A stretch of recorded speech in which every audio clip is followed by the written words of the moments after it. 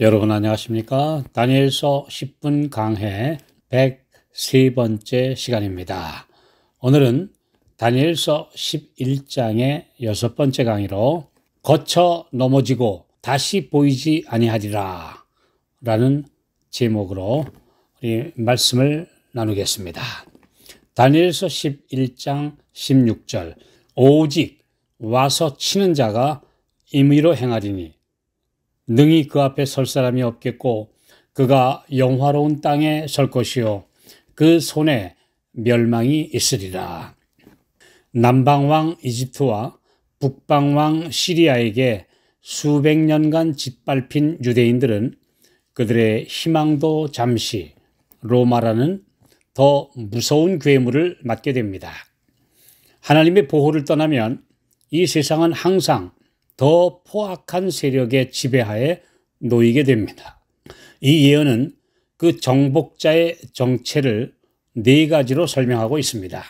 첫째, 와서 치는 자가 임의로 행하리니. 두 번째, 능히 그 앞에 설 사람이 없겠고. 세 번째, 그가 영화로운 땅에 설 것이요. 네 번째, 그 손에 멸망이 있으리라.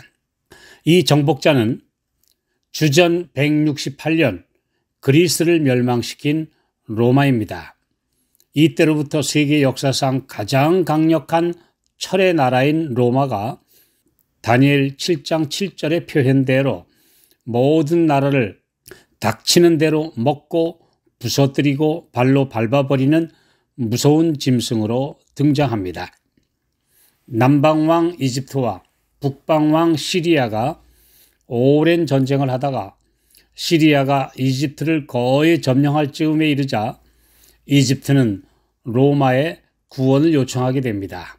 결국 로마군이 개입하게 되었는데 로마는 와서 구원하는 것이 아니라 이참에 둘 다 정복해 버렸습니다. 어마어마한 야심을 품고 있던 로마에게는 어부지리 곧 또는 일거양득이란 표현대로 되어버렸고 이후 세계는 본격적인 로마 시대가 시작됩니다.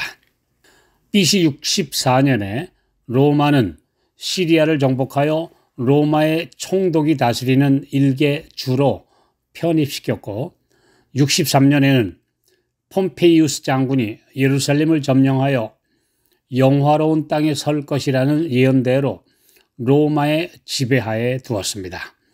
그는 와서 치는 자였으며 이 로마군의 손에 모든 나라의 멸망이 있었습니다.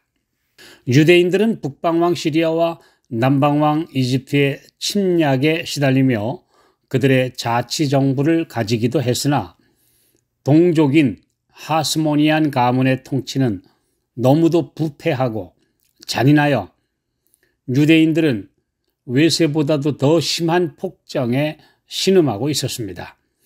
이 때문에 폼페이우스 장군의 로마 군대가 예루살렘에 접근하자 백성들이 그들을 해방자로 열렬하게 환영하는 지경에 이르렀습니다.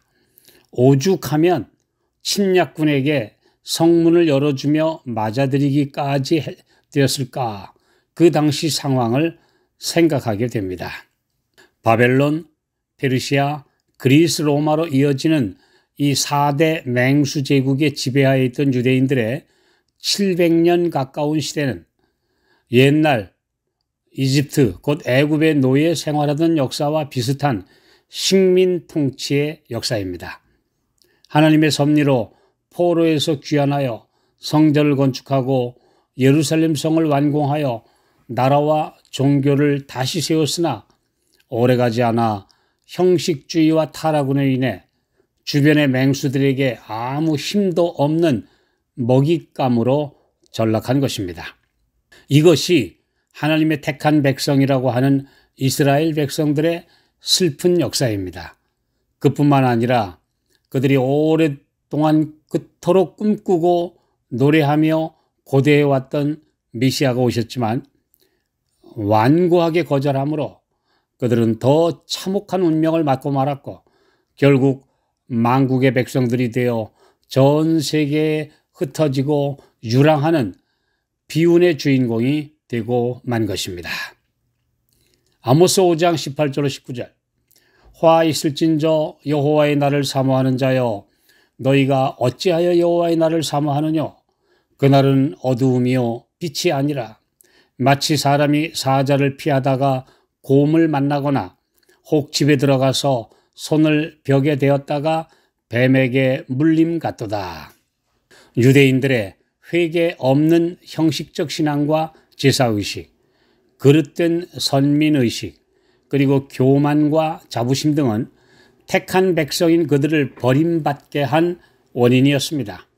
그러나 그들은 더 철저하게 오로지 의식과 외적인 행위에 매달렸고 수많은 선지자들의 애원과 호소는 아무 소용이 없었습니다.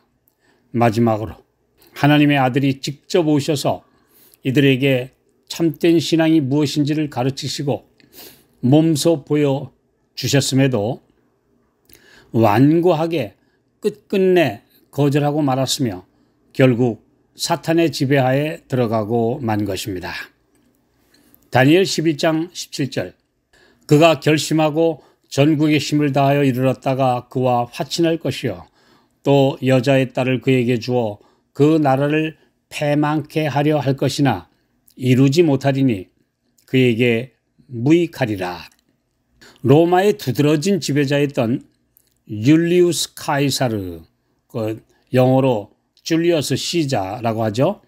그의 역사가 다니엘 11장 17절로 19절까지 기록되어 있습니다. 그는 폼페이우스 크레수스와 함께 로마의 제1차 삼두 정치를 이끌고 있었으나 크레수스가 죽자 폼페이우스마저 제거하여 황제가 될 야심으로 이집트까지 추격합니다. 그러나 이미 폼페이우스는 자객에게 죽임당하고 그는 이집트의 여왕인 절세의 미녀 클레오파트라에게 빠져 화친하게 됩니다. 17절에서 여자의 딸을 주었다. 그 여자의 딸이란 여자 중에 여자라는 의미입니다. 이 사람은 세계사에서 유명한 이집트의 여왕 클레오파트라를 뜻하는 표현입니다. 그녀는 로마의 실권자 폼페이우스를 유혹하여 무너뜨렸으며 카이사르마저 유혹하는 데 성공했으나 끝내 그를 패망시키지는 못하였음을 이렇게 기록하고 있습니다. 900번의 전투에서 한 번도 패한 일이 없던 세계사의 영웅 율리우스 카이사르는 결국 자기의 부하 브루투스에게 죽임을 당하여 19절 거쳐 넘어지고 다시는 보이지 아니하리라는 예언대로 되고 말았습니다. 클레오파트라는 카이사르가 암살당하자 급히 이집트로 내려가 로마의 제2차 삼두 정치의 실권자인 안토니우스마저 유혹하여 결혼하므로 로마와 이집트의 동맹을 맺었으나 또 다른 실권자인 로마의 옥타비아누스에게 패전하여 말았으며 결국에는 독사가 들어있는 바구니에 손을 넣어 자살하고 말았습니다. 이 로마의 옥타비아누스가 바로 누가복음 2장 1절에 기록된 가이사 아구스토입니다.